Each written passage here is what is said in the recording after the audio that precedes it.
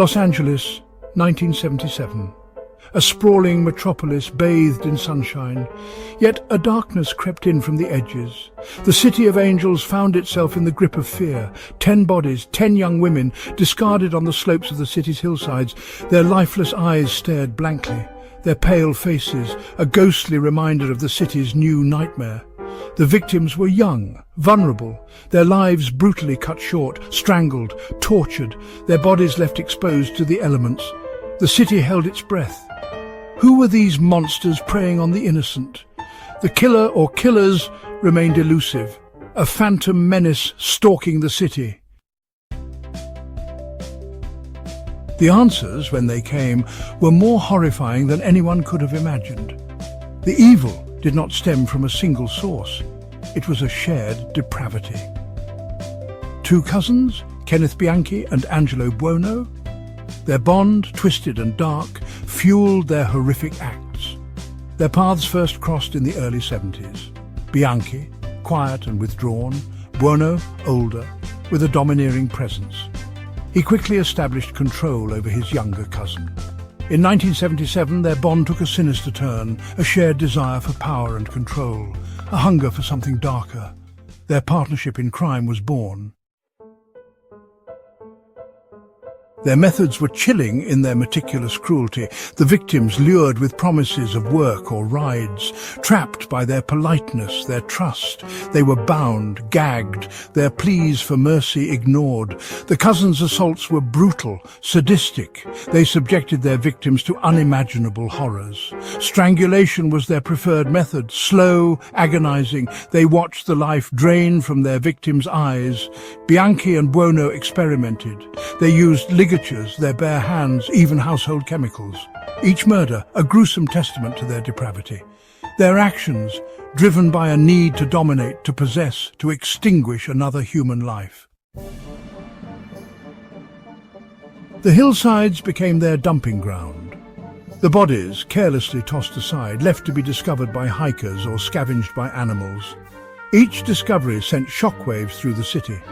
Panic set in. The victims came from all walks of life, different ages, different backgrounds, yet united in death by the brutality inflicted upon them. The randomness terrified the city. No one was safe. The Los Angeles Police Department faced immense pressure. They worked tirelessly, chasing down every lead, every whisper. The investigation was massive. Hundreds of officers, detectives and forensic experts worked around the clock. Slowly a picture began to emerge. Witnesses came forward. They reported seeing a green van in the vicinity of several abductions, a pattern in the victims' last known movements. The net was closing in. The hunters were closing in on their prey.